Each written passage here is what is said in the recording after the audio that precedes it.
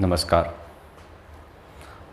आप सभी का प्रताप एजुकेशन लॉ सेल पर हार्दिक स्वागत है।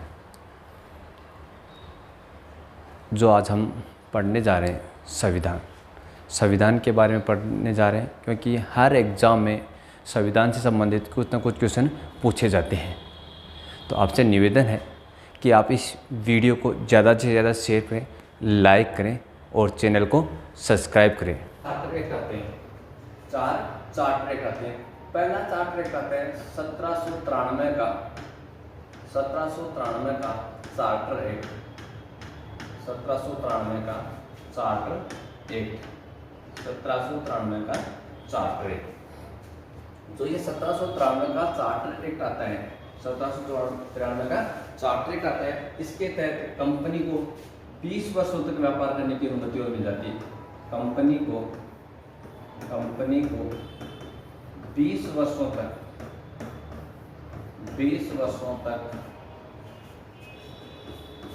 व्यापार की अनुमति मिल जाती है। 20 वर्षों तक और व्यापार की अनुमति मिल जाती है। 20 वर्षों तक व्यापार की अनुमति मिल गई। और दूसरा काम क्या करते हैं, कंपनी के जो नियंत्रक बोर्ड है उसके सदस्यों को और कंपनी के कर्मचारियों को, नियंत्रक बोर्ड के सदस्यों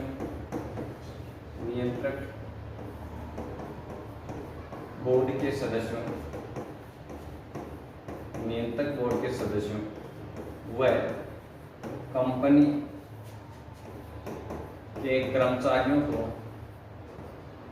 कंपनी के कर्मचारियों को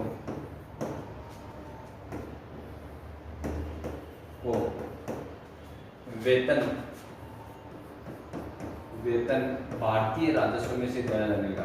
भारतीय राजस्व में से दिया जाने लगा।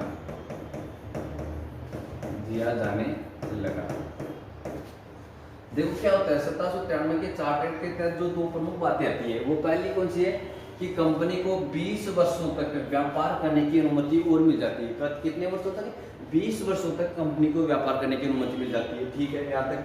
फिर होता क्या है, कंपनी जो नियंत्रक बोर्ड के सदस्य हैं उनको और जो कंपनी के कर्मचारियों को, ये काम किसके लिए कर रहे हैं? कंपनी के लिए कर रहे हैं। लेकिन वेतन कहाँ से मिल रहा है? वेतन मिलता है भारतीय राजस्व में से इन्हें वेतन दिया जाने लग गया। ये दो प्रमुख बातें थी इस चार्टर एक्ट की। अब जो नेक्स्ट एक्ट आता है 20 वर्षों के पश्चात आता है, वो है 1813 का चार्टर एक्ट। 1813 का चार्टर एक्ट। ठीक है, 20 वर्षों के पश्चात आता है 1813 का चार्टर एक्ट आता है। इससे 1813 के चार्टर एक्ट के तहत चाय को छोड़कर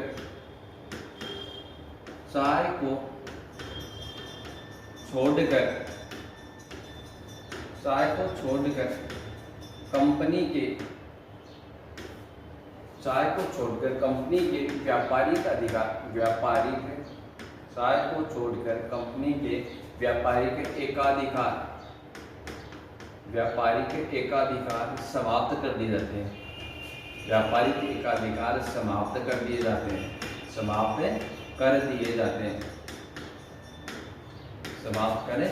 दिए जाते हैं।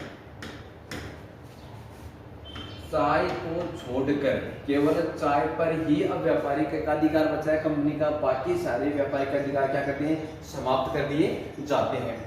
फिर क्या होता है, अगली बात आती है इसमें कि जो कंपनी है उसको निर्देश दिया जाता है, ईस्ट इंडिया कंपनी प्रतिवर्ष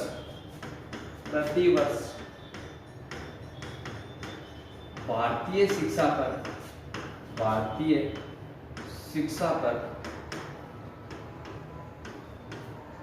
1 लाख रुपए खर्च करेगी। 1 लाख रुपए खर्च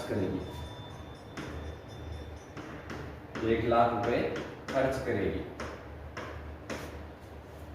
कंपनी को आदेश दिया जाता है या निर्देश दिया जाता है कि वो भारतीय शिक्षा पर प्रतिवर्ष 1 लाख रुपए खर्च करेगी ईस्ट इंडिया कंपनी। इसी एक्ट के तहत ईसाई मिशनरियों को ईसाई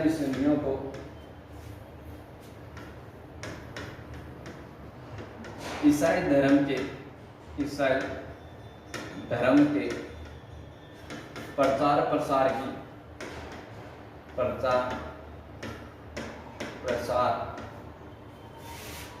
की छूट दी जाती है। ईसाई धर्म के प्रचार प्रसार की छूट जाती है किन्हें? ईसाई मिशनरियों को, कि ईसाई धर्म को अधिक से अधिक बढ़ावा मिलना चाहिए। तो पहली बात तो थी कि चाय के व्यापारिक एकाधिकार को छोड़कर कंपनी के सारे व्यापारिक एकाधिकार क्या कर देते हैं? समाप्त कर देते हैं। फिर क्या होता है? ईस्ट इंडिया कंपनी को यह निर्देश दिया जाता है कि वो प्रतिवर्ष भारतीय शिक्षा पर 1 लाख रुपए खर्च करेगी। प्रतिवर्ष भारतीय शिक्षा पर 1 लाख रुपए खर्च करेगी। फिर जो ईसाई मिशनरी हैं उनको ईसाई धर्म के प्रचार प्रसार की छूट दी जाती है कि अधिक से अधिक बढ़ावा मिलना चाहिए ईसाई धर्म को। ये था 1813 का चार्टर एक्ट। अब जो नेक्स्ट आता है 20 वर्षों के पश्चात, वो आता है 1833 का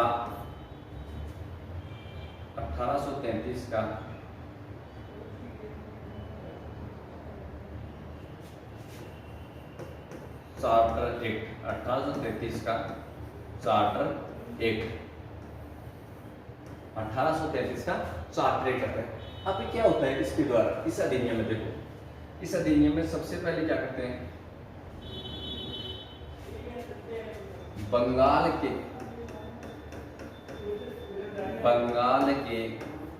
गवर्नर जनरल को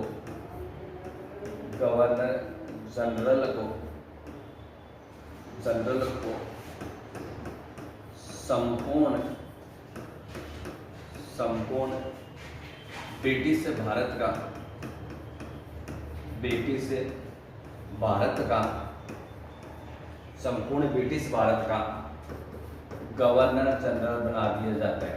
गवर्नर जनरल बना दिया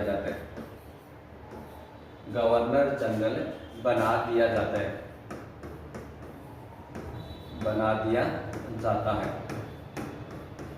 सबसे पहले क्या करते हैं? जो बंगाल का गवर्नर जनरल था पहले देखो, सबसे पहले बंगाल का गवर्नर बनता है रॉबर्ट क्लाइव। उसके बाद बंगाल का गवर्नर जनरल बनता है जिसके अधीन आते हैं बंगाल, मद्रास और मुंबई। उस समय गवर्नर जनरल बनता है वारेन हेस्टिंग्स। अब क्या करते हैं? अब जो बंगाल का गवर्नर जनरल था उसे संपूर्ण ब्रिटिश भारत का गवर्नर जनरल बना दिया जाता है। संपूर्ण ब्रिटिश भारत का गवर्नर जनरल बना दिया जाता है। और वो प्रथम गवर्नर जनरल, संपूर्ण ब्रिटिश भारत के प्रथम गवर्नर जनरल किसे बनाया जाता है? संपूर्ण ब्रिटिश भारत का प्रथम गवर्नर जनरल किसे बनाया जाता है? लॉर्ड विलियम बेंटिंग को। लॉर्ड विलियम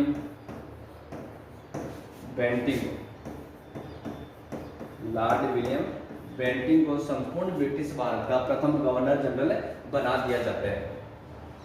इसी एक्ट के द्वारा, इसी अधिनियम के द्वारा गवर्नर जनरल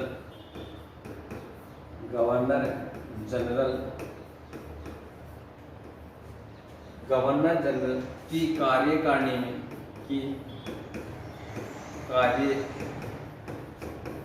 में गवर्नर जनरल की कार्यकारिणी में एक चौथा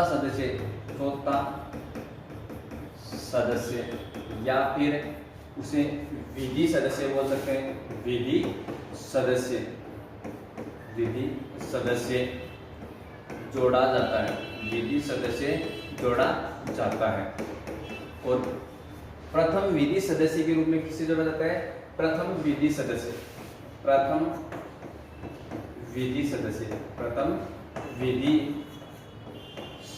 के रूप में किसे नियुक्त किया जाता है? लॉर्ड टीबी मेकाले को। लॉर्ड टीबी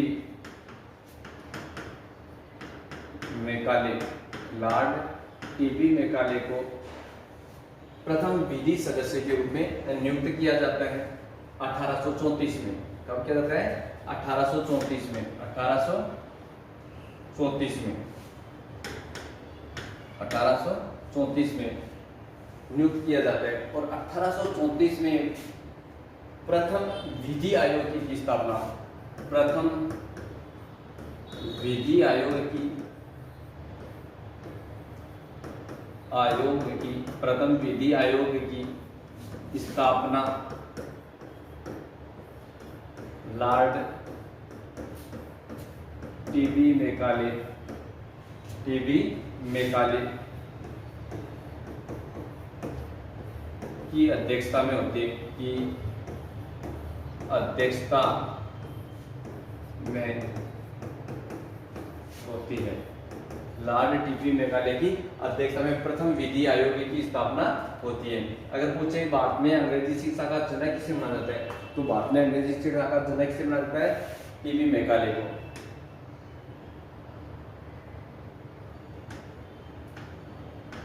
भारत में अंग्रेजी शिक्षा का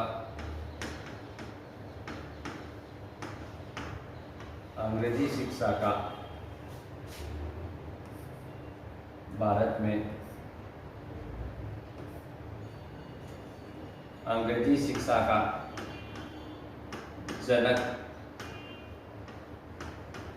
लॉर्ड टीबी मैकाले को माना जाता है। टीबी मैकाले को माना जाता है। भारत में अंग्रेजी शिक्षा का जनक किसे माना जाता है? लॉर्ड टीबी मैकाले को माना जाता है। लॉर्ड टीबी मैकाले को भारत में अंग्रेजी शिक्षा का जनक माना जाता है। ठीक है, अब देखो नेक्स्ट क्या होता है। इस एक्ट के तहत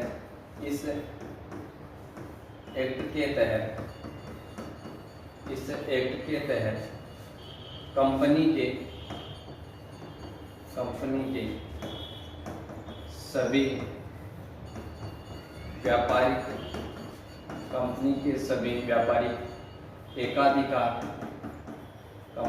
सभी व्यापारिक एकाधिकार समाप्त कर दिए जाते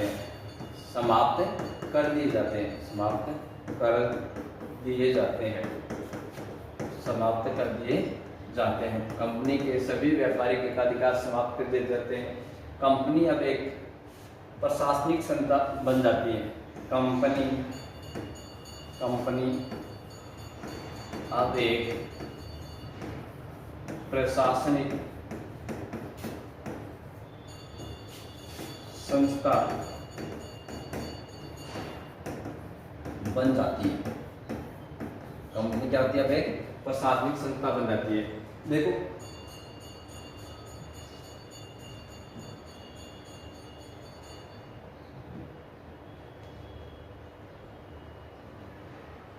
(1833) का चार्टर एक्ट, इस एक्ट के द्वारा बंगाल के गवर्नर जनरल को ब्रिटिश भारत, संपूर्ण ब्रिटिश भारत का गवर्नर जनरल बनाया जाता है। और प्रथम गवर्नर जनरल के रूप में किसे नियुक्त किया जाता है? प्रथम गवर्नर जनरल के रूप में लॉर्ड विलियम बेंटिंग। इसका संपूर्ण ब्रिटिश भारत का प्रथम गवर्नर जनरल कौन बनता है? लॉर्ड विलियम बेंटिंग बनता है। बंगाल का गवर्नर जनरल बनता है वारेन हेस्टिंग्स, और संपूर्ण ब्रिटिश भारत का बनता है विलियम बेंटिंग। फिर एक गवर्नर जनरल की कार्यकारिणी में एक सदस्य जोड़ा गया, जिसे चौथा सदस्य या विधि सदस्य कहते हैं। उसके रूप में सबसे पहले लॉर्ड टीबी मैकाले की नियुक्ति होती है। लॉर्ड टीबी मैकाले की अध्यक्षता में ही भारत में 1834 में प्रथम विधि आयोग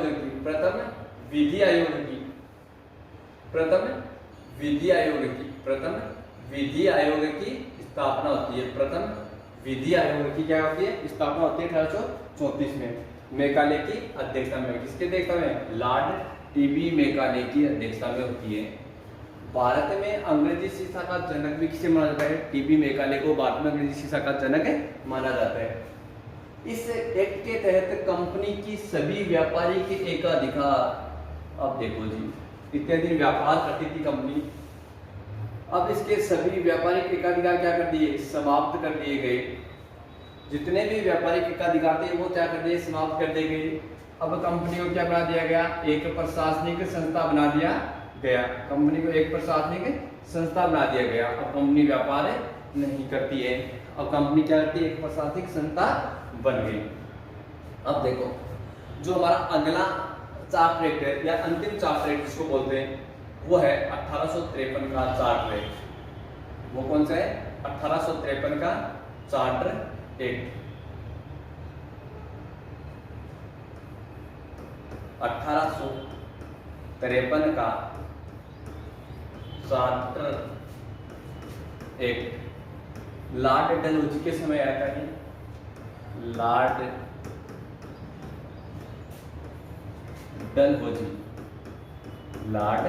डलहौजी के समय आया था। 1853 का चार्टर एक्ट लॉर्ड डलहौजी के समय आया था। इस एक्ट में भारत में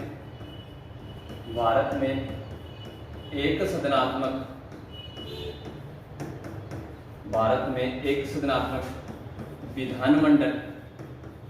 विधानमंडल की स्थापना की गई। एक सदनात्मक विधानमंडल की स्थापना की गई। एक सदनात्मक विधानमंडल की स्थापना की गई। भारत में एक सदनात्मक विधानमंडल की स्थापना की गई थी। 1853 के चार्टर एक्ट के तहत एक सदनात्मक विधानमंडल की स्थापना की गई। इस एक्ट के द्वारा पहली बार भारतीयों को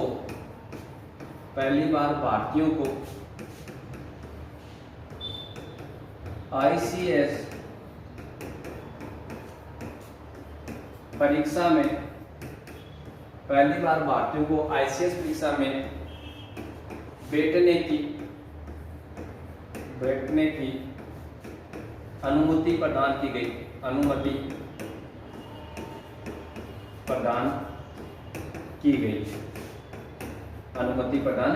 गई। पहले भारतीयों को ICS परीक्षा में, सिविल सेवा परीक्षा में बैठने की अनुमति नहीं थी, लेकिन 1853 का जो चार्टर एक्ट है उसके तहत पहली बार भारतीयों को सिविल सेवा परीक्षा में बैठने की अनुमति दी गई। और प्रथम भारतीय जिसने सिविल सेवा परीक्षा पास की, प्रथम भारतीय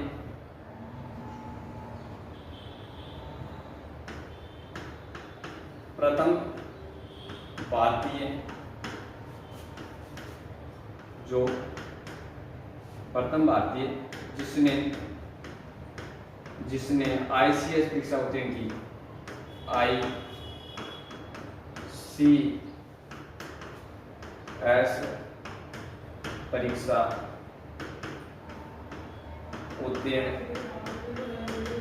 की, वो थे सत्येंद्रनाथ टैगोर।